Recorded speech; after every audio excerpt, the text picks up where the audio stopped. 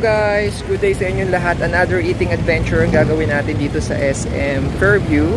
Yung dating Hauchi, nagbago na sila ng kanilang pangalan, pero bibisitahin pa rin natin siya at titingnan natin pa rin kung ano ba yung mga pagkain dito. So nag-iba lang yung name, pero let's check kung the same pa rin yung kanilang mga pagkain. Samahan nyo kami dito guys, pakita namin sa inyo later. Ayan guys, Howway na ang pangalan niya, hindi siya Hauchi.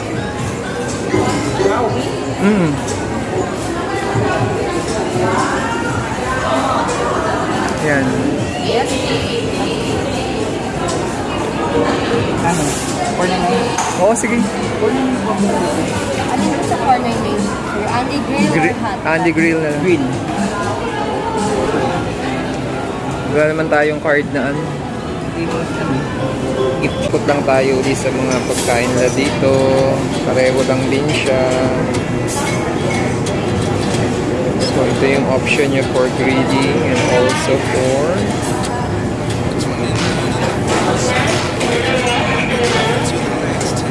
hot pot.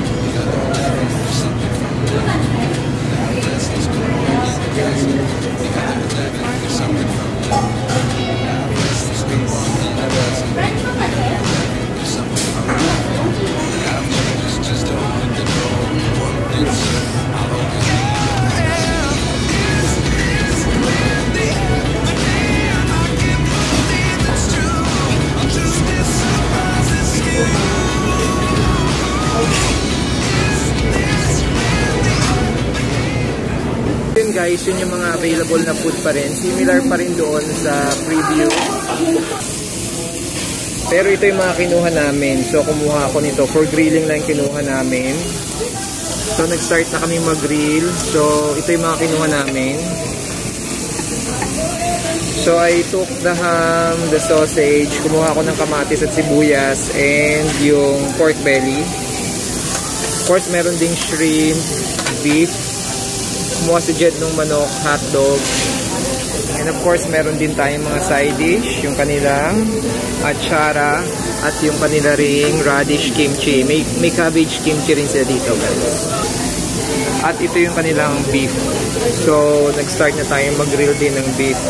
So, ito yung ginawa kong sauce, yung How Chi sauce nila. Spicy and regular. Paghaluin lang natin. So, ayan guys. So, of course, we have to prioritize the meat. Beef tayo, no? Kakain. Plus itong mga seafood, shrimp. May mga iba't iba din silang seafood doon kasi nga if you want to get the hot pot, no? Pero ito muna tayo. Ayan guys.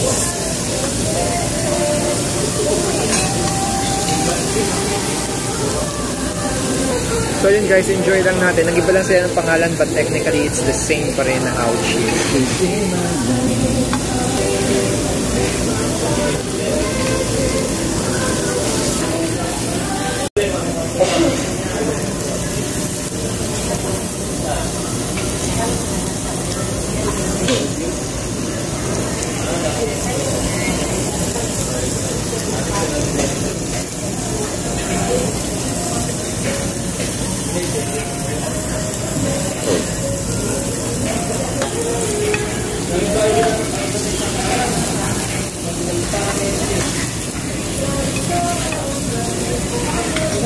Let's go sa tikiman part na tayo. Ang na-notice ko lang, yung beef nila mas makakapal yung cut ngayon. Sausaw natin sa sauce. Check natin kung nagbago rin yung sauce nila.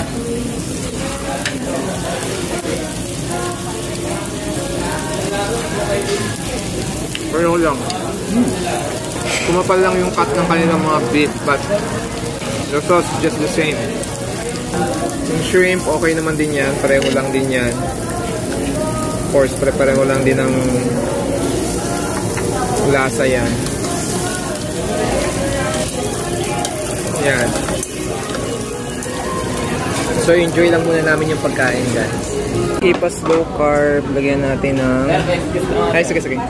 So, nilagyan natin yung beef ng kimchi at saka ng tomato and lalagyan natin ng sibuyas. So, para na siyang hamburger. And we will eat. Ay, nalaglag. Ito na siya.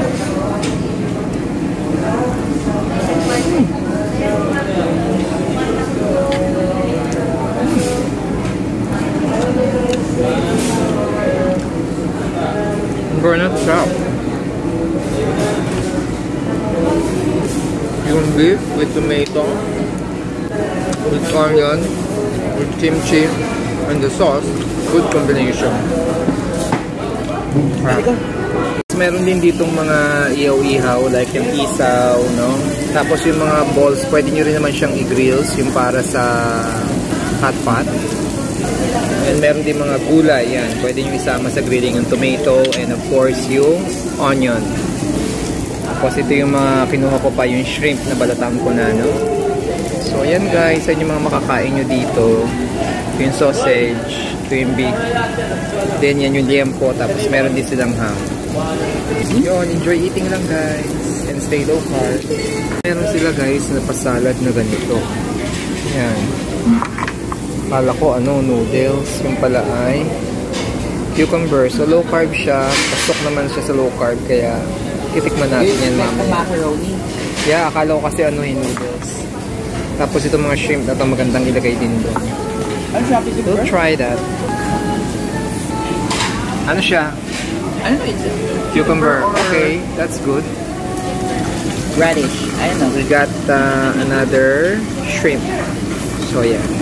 So guys, ito na yung last round namin. So kumuha ako ng parrot fish. Maganda siya kasi yung laman niya malaman, no? Then kumuha ulit ako ng pork belly, sausage, and then of course, ang important din ating kakainin ay ang liver for the source of iron. So natural source of iron. Liver, yan.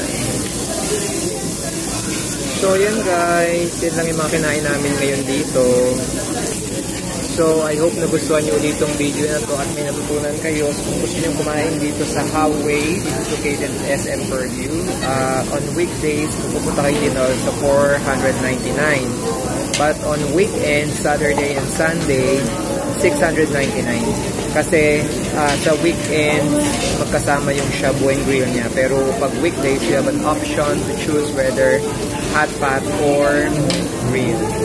So yun lang guys. I hope you enjoyed watching and enjoyed eating. So stay healthy and stay low carbs mga kaibigan. Bye bye!